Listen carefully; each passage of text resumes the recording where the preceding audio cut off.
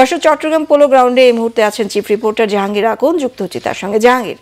জাহাঙ্গীর, সমাবেশে মানুষের উপস্থিতি আপনি কেমন দেখছেন, আর তারেক রহমান কখন বক্তব্য রাখবেন সে বিষয়ে কিছু জানাবেন? সমাবেশটি আনুষ্ঠানিকভাবে, নির্বাচনী জনসভাটি আনুষ্ঠানিকভাবে এখনো শুরু হয়নি।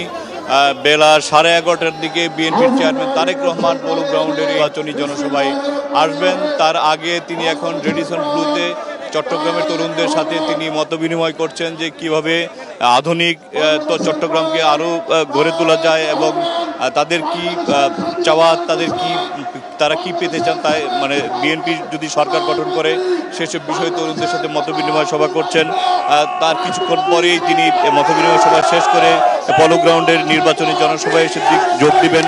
প্রায় 20 বছরের বেশি সময় পর তারেক রহমান চট্টগ্রামে এসেছেন এবং তার এই আগমনকে ঘিরে নেতাকর্মীদের উচ্ছ্বাস আপনি দেখতে পাচ্ছেন।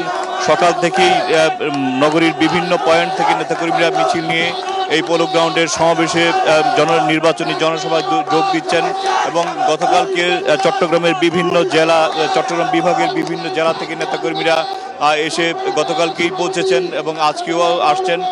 তো আর কিছুক্ষণ পরে বিএনপির চেয়ারম্যান তারেক রহমান স্টেজে আসবেন এবং সেখানে এসে তিনি চট্টগ্রামের মহানগর সহ চট্টগ্রাম বিভাগ, চট্টগ্রাম জেলার যে সকল প্রার্থীরা রয়েছেন ধানের শীষে, তাদেরকে তিনি সেই মঞ্চে জনগণের সামনে পরিচয় করে দিবেন এবং আগামী দিনে ধানের শীষে ভোট দেওয়ার জন্য তিনি বলবেন।